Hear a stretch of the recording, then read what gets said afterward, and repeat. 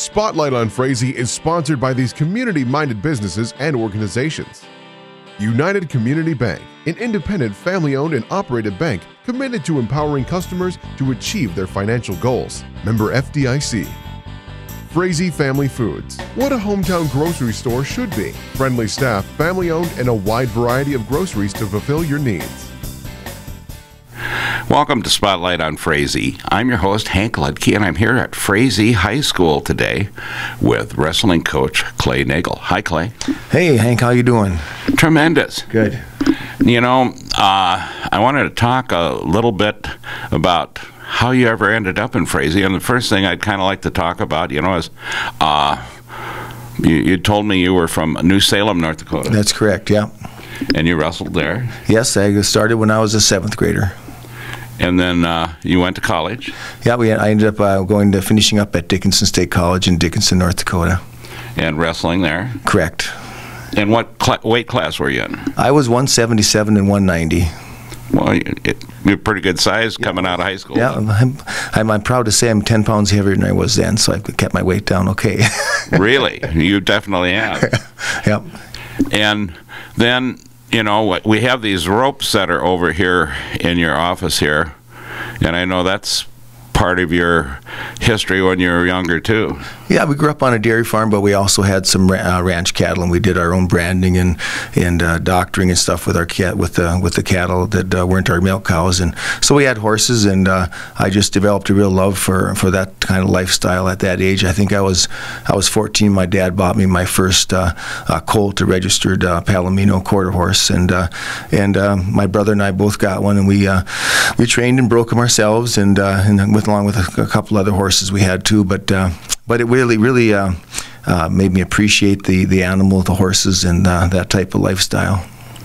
Well, you know, it's a very interesting deal. I've been branding when I was little at up by Partial, North Dakota, you know, and also cutting calves and everything else that went along with it, you know, and it's invigorating.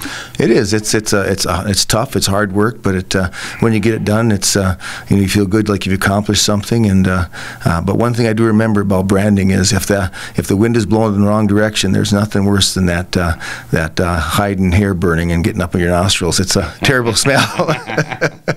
And then you were in the rodeo for a while.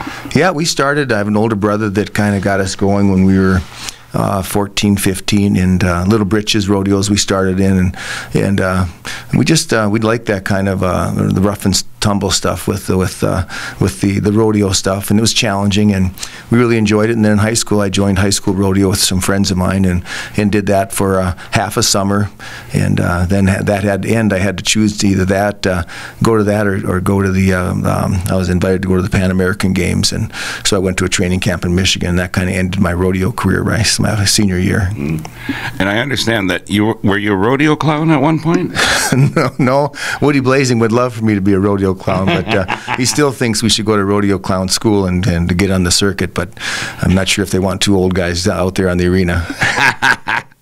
So, you know, and so Pan American Games had to be quite a deal. It was really an honor to be invited to go there. My first coach from Bismarck Junior College invited me to go, and we trained at Mount Pleasant, Michigan for I think it was 4 weeks, and it was eye-opening, and it helped. I think as an athlete, it helped me develop the work ethic and attitude that I needed to go on to college, being able to wrestle with the top wrestlers in the nation, and kind of get beat up a little bit to start with, but it was a great experience for me. Was that Roman Greco then? Or? Yeah, Greco-Roman wrestling, that's the style I really like. It's upper body, and it really enhances your folk-style wrestling, too. Mm-hmm. And so, when did you decide to be a teacher?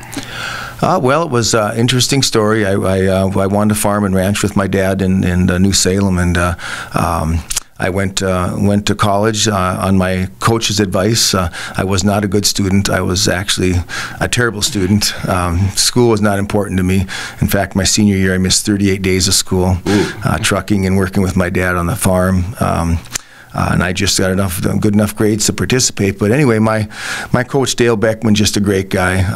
He came when I was in the 8th grade and was just really mentored me and helped me through school and keep me going. But he talked me into going to Bismarck Junior College just to try it because I was a pretty fair wrestler in high school, and he thought I could do okay in college. And so I went there, and after my freshman year, I met my wife Lori, and the ranching and dairy industry wasn't the greatest at that time, so I just decided to sell out with my dad, and I had an older brother that was in education, Lee. He's 8 years older than I am, and so then I started my education program my sophomore year at Bismarck Junior College, and then finished up with it at Dickinson.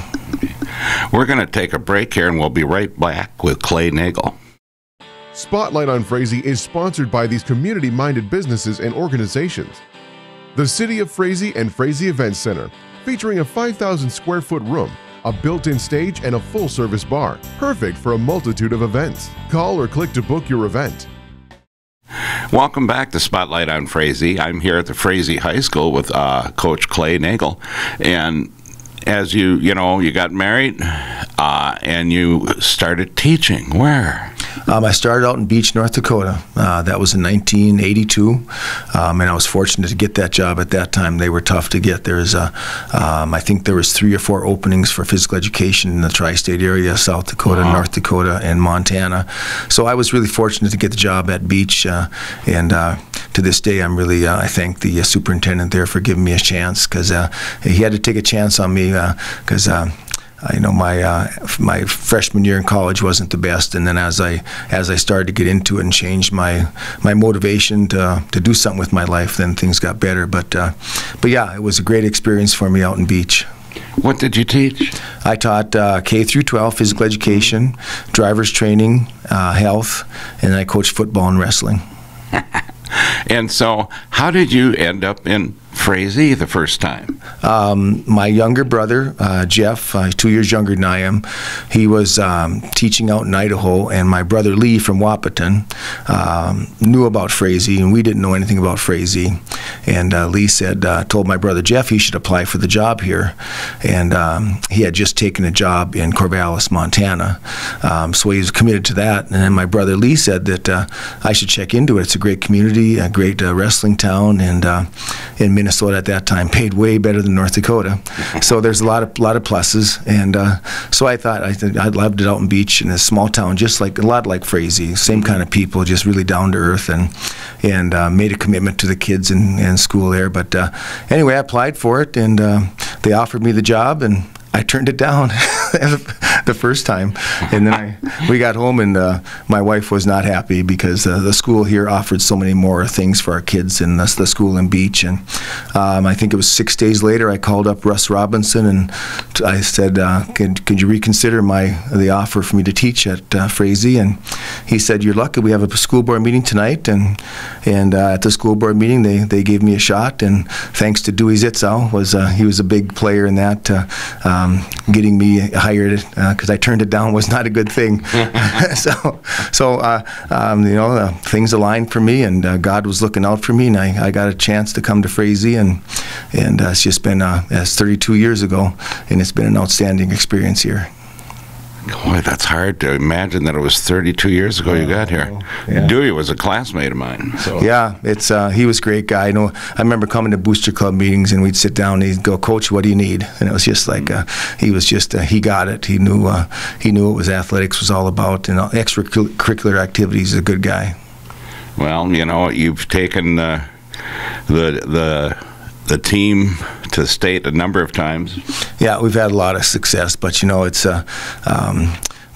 the community and the kids have great work ethic, and there's a lot of tradition here, and so that goes a long ways with developing a program, and then or maintaining it, because they were decent when I came too. I can't say that I was the architect of the whole program, because it was successful before I got there, and they had some great parents that ran their little kids program, so they really had things in place, and it was really a great opportunity for me.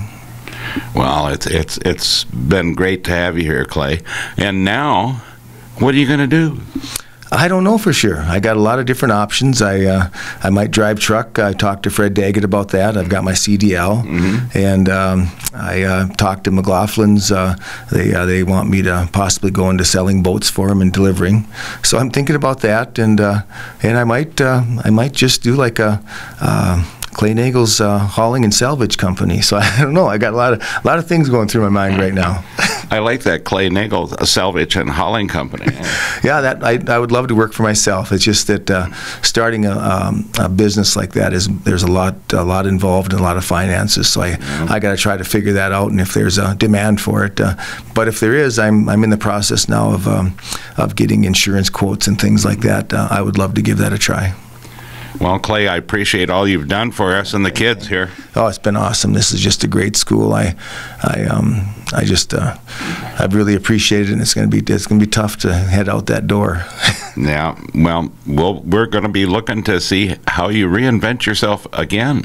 One thing I can tell you is if the new coach I know real well, Ross LaFay from St. Michael, and my son Travis coaches too, and my grandsons will be wrestling. So I'll be around the wrestling program. I'll be in the room, and not to bother people, but where I'm needed, I'll try to help out.